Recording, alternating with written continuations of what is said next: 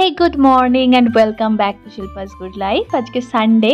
Sunday মানে funday actually, but অনেকের লাইফে ফান্ডে হয় না আমি জানি, কারণ আমিও একটা সময় ছিল যখন ছুটি পেতাম না সানডেতে। উইকডেসে যে কোনো দুদিন আমি ছুটি পেতাম, লাকিলি কখনো কখনো সানডেটা ছুটি পেয়ে যেতাম। বাট কী বলতো, ওই রবিবার মানেই একটা আলাদাই আমেজ, কিন্তু মানে সানডে মানেই ভালো ভালো রান্না।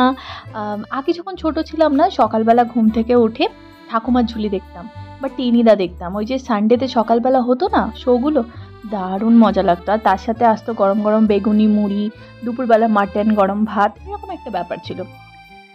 আজকেও তো সানডে, আমাকে দেখছো সকাল সকাল আমি কাপড় মেলছি, কারণ শনিবার অভিষেক কাপড়গুলো ধুয়ে রেখেছিল ড্রায়ারে, আর আমি এগুলো মেলছি। অ্যাকচুয়ালি আমাদের অনেক জামা কাপড় জমে গেছে, কারণ আমাদের আগে ওয়াশিং মেশিনটা অর্ডার করা হয়নি। তো ওয়াশিং মেশিনটা জাস্ট আগের দিনই আমাদের ডেলিভার হয়েছে, আর অনেক জামা কাপড় পড়েছিল, সেই জন্য আমরা কাচাটা সঙ্গে সঙ্গে স্টার্ট করে দিয়েছি। এনিওয়েজ, তো এখন সকালবেলা আমি উঠে একটু ফ্রেশ হয়ে নিয়েছি। যারা আমার আগের ব্লগ দেখেছো তারা জানবে আমি সকালবেলাটা কিন্তু খুব ফ্রেশলি স্টার্ট করি, একটা পজিটিভ মানে থট নিয়ে শুরু করি।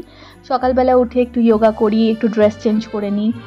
সকালবেলা যদি তুমি নিজেকে একটু মেনটেন করে নাও না, কারণ সারাদিন আমাদের এত কাজ থাকে, তখন আর নিজের দিকে চোখ দেওয়ার মতো সময় থাকে বলে কারো আমার মনে হয় না। তো এইসব করে খেয়ে নিয়েছিলাম একটু খেজুর, কারণ আমার ভীষণ ভালো লাগে, আর খেজুর খুবই ভালো স্কিনের জন্য, পেটের জন্য প্রচণ্ড ভালো। তোমরাও খেতে থাকো রোজ একটা করে অন্তত। এটা ছিল আগের দিনের ক্লিপস, যখন ওরা ওয়াশিং মেশিনটা ডেলিভারি দিতে এসেছিলো। তো এটা কিন্তু স্যাটারডেতে ডেলিভারি দিয়েছিল, আমি ক্লিপসটা আজকে ঢুকিয়ে দিয়েছি বিকজ আগের দিন আমি ব্লগ করা হয়নি।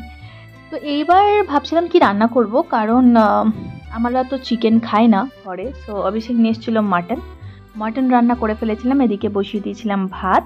আর মেনওয়াইল আমি পোপোকে স্নানটা সারিয়ে নিয়েছিলাম, কারণ অভিষেক ওদিকে আবার এক লট কাপড় কাচতে শুরু করে দিয়েছিল ওয়াশিং মেশিনে, কারণ কিছু চাদরও বাকি ছিল। এরপর আমি ডিমগুলোকে একটু জলে ভিজিয়ে রাখি। দেখো বেসিক্যালি আমি ডিমটা আনার সাথে সাথেই ফ্রিজে ঢোকাই না, কারণ অনেক নোংরা থাকে। সো আমি ডিমটাকে কিছুক্ষণ জলে ভিজিয়ে রাখি, তারপর সেগুলোকে কিছুক্ষণ পর অলরেডি একটু মানে কী বলবো, বাইরের ময়লাগুলো ক্লিন হয়েই যায়। তারপরে একটু ভালো জলে ধুয়ে সেগুলো কিছুক্ষণ বাইরে রাখলে শুকিয়ে যায়, দেন আমি ফ্রিজে ওগুলো ঢুকিয়ে নিই। তোমাদের মনে হবে এটা একটা বড় process, but it's not like that.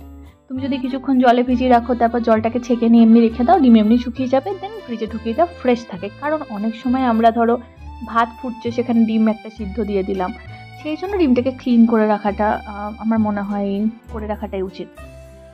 এরপর একটু আমি রান্নাঘরটা একটু পরিষ্কার করে নেবো, কারণ খাওয়ার পরে না আর ইচ্ছা করে না, বিশ্বাস করো। সেই জন্য আমি খাওয়ার আগে দিই রান্নার ঘরটা একটু ক্লিন করেই রেখে দিই, কারণ খাওয়ার পরে আমার আর কিছু করতে ভালো লাগে না। আর তারপরে আমার কিছু এডিটিং থাকে, কিছু কাজ থাকে, আমার নিজেকে সময় দিতে একটু টাইম লাগে, তাই পোপোকে ঘুম পাড়ানোর থাকে। সেই জন্য দেখো কথা বলতে বলতে আমি জাস্ট হাঁপিয়ে গেলাম। তো কাজ মোটামুটি কমপ্লিট। এবার খাবো গরম গরম ভাত, মাটনের ঝোল, আর অবশ্যই আজকে দেখবে ইন্ডিয়া পাকিস্তান ম্যাচ। এর থেকে ভালো একটা সানডে কী হতে পারে বলো? মানে একটা জমজমাট ম্যাচ, তার সাথে গরম গরম ধোয়া ওঠা ভাত আর মাটনের পাতলা ঝোল।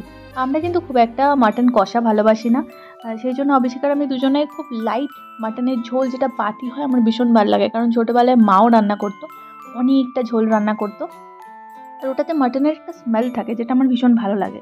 এই দেখছো কীরকম ঝোল ঝোল। আমি উপর থেকে কাঁচা লঙ্কাটা দিয়েছি, বিকজ এখনও পোপো ঝাল খুব একটা খায় না। সো ওর জন্য সেপারেট করে আমি তুলে রেখে দিয়েছি, তারপর ওপর থেকে আমি কাঁচা লঙ্কা দিয়েছি। আমি শুকনো লঙ্কা একদম অ্যাভয়েড করি, হয়তো কখনো ডালে একটু ফোড়ন দিলাম, বাট শুকনো লঙ্কা বেটে আমি কখনোই খাই না।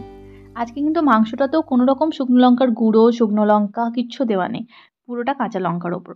এরপর বসে পড়লাম খেতে, আর সঙ্গে চললো ইন্ডিয়া পাকিস্তান ক্রিকেট ম্যাচ। চলো tata, take care and happy Sunday.